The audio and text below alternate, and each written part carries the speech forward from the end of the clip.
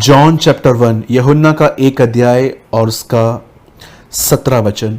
इसीलिए कि व्यवस्था तो मूसा के द्वारा दी गई, परंतु अनुग्रह और सच्चाई यीशु मसीह के द्वारा पहुंची।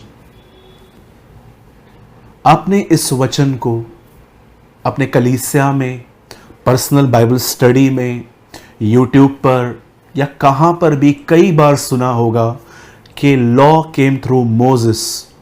व्यवस्था, कानून, 10 आज्ञाएं मूसा के द्वारा आई, शरीयत मूसा के द्वारा आई। पर बाइबल बताती है अनुग्रह, जो फजल है, ग्रेस है, वो खुदावन प्रभु यीशु मसीह के द्वारा हमारे बीच में आई है।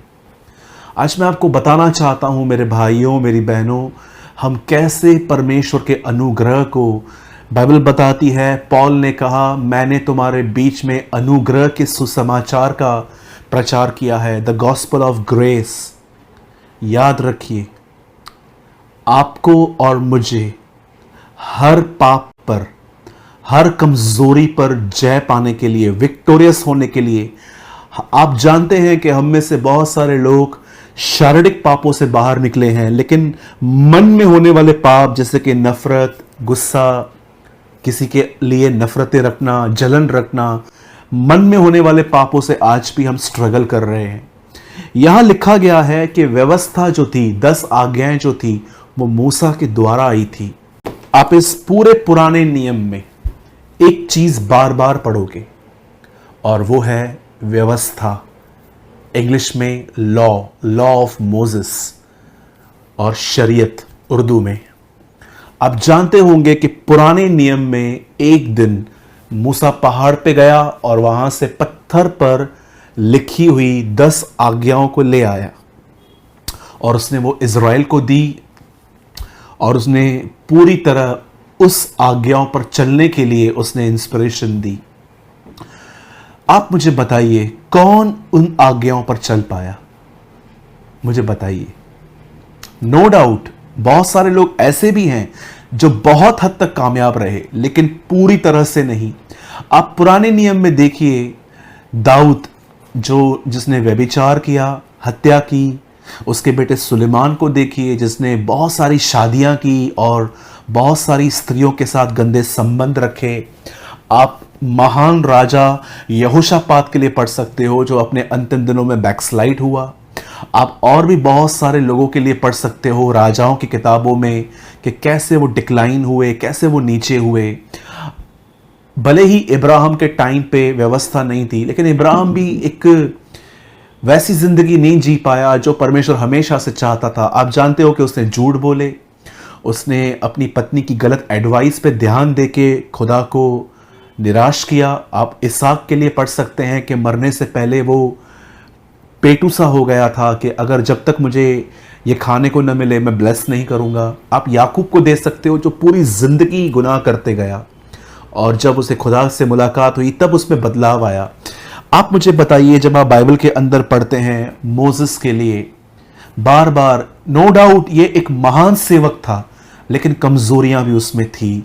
आप इब्राहिम के लिए पढ़िए, इसहाक के लिए पढ़िए, याकूब के लिए पढ़िए, मूसा के लिए पढ़िए, दाऊद राजा के लिए पढ़िए, सुलेमान के लिए पढ़िए। इवन आप बहुत सारे राजाओं के लिए पढ़ोगे कि उन दिनों में उन्होंने वह किया जो प्रभु की नजर में बुरा था।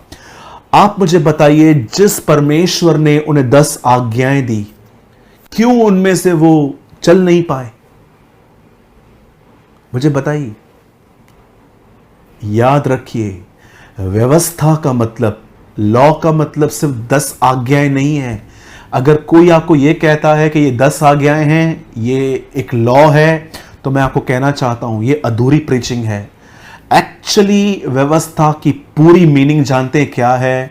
अगर मैं इस कॉन्सेप्ट को पूरा पकड़ लूं कि जो पुराने नियम में लिखा गया है वो क्या है, तो सबसे बड़ी बात वहां यह है कि परमेश्वर ने उन्हें 10 आज्ञाएं जरूर दी, लेकिन उन 10 आज्ञाओं पर चलने के लिए प्रभु ने कभी उन्हें पवित्र आत्मा नहीं दिया, लॉ नहीं दी।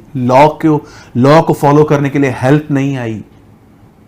लेकिन नए नियम में बाइबल बताती है यीशु अपने साथ अनुग्रह लाया, मूसा अपने साथ व्यवस्था लाया, अनुग्रह नहीं लाया, पवित्र आत्मा नहीं लाया, लेकिन जब यीशु मसीह आए तो मैं आपको बताना चाहता हूं, वह जो जिसने पुराने नियम में मूसा को अपनी व्यवस्था दी, वही परमेश्वर अब एक नई व्यवस्था, एक नए अनुग्रह के साथ लाया।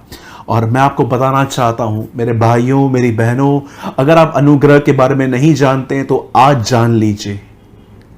अनुग्रह सिंपली परमेश्वर की मदद है। It's a help of God. ये इस तरह है कि मैं खड्डे में हूं और मैं प्रभु को कह रहा हूं, प्रभु मेरी मदद कर, और प्रभु अपना हाथ मुझे दे रहा है। इस चीज को कहते हैं अनुग्रह।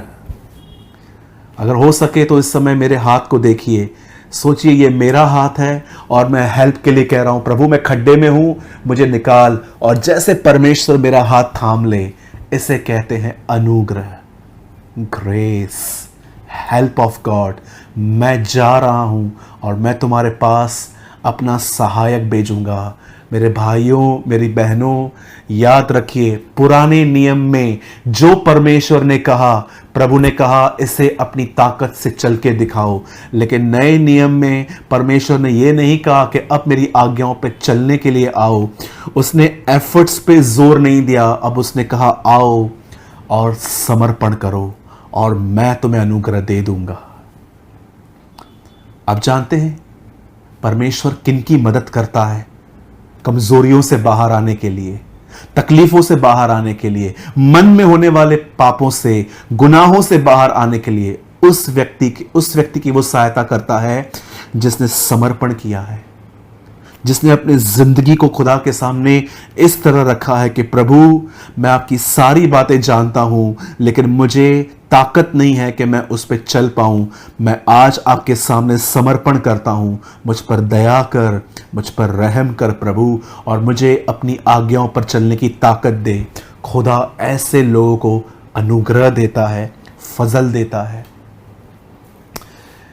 आज मैं आप में से हर एक से पूछना चाहता हूं, आप में से कितने लोग मार्टिन ल्यूथर को जानते हैं?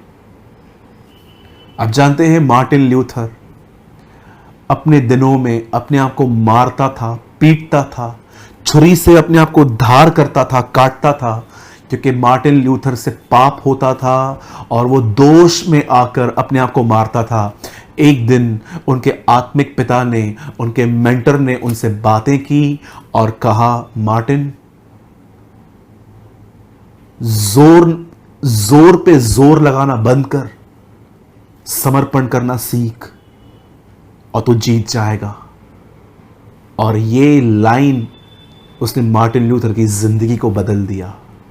पुराने नियम में परमेश्वर ने लोगों को कानून दिए थे, अनुग्रह नहीं दिया था। नए नियम में परमेश्वर ने लोगों को कानून के साथ अनुग्रह भी दिया है, और वह अनुग्रह उनका है जो उसके सामने समर्पण करते हैं। और अनुग्रह कुछ और नहीं, परमेश्वर का मदद वाला हाथ है कि परमेश्वर एक पापी को खड्डे में से बाहर निकालता है अपने अनुग्रह से। मेरे भाइयों, मेरी बहनों, इस अनुग्रह की पूरी आशा करें, खुदावन आपको जरूर देंगे।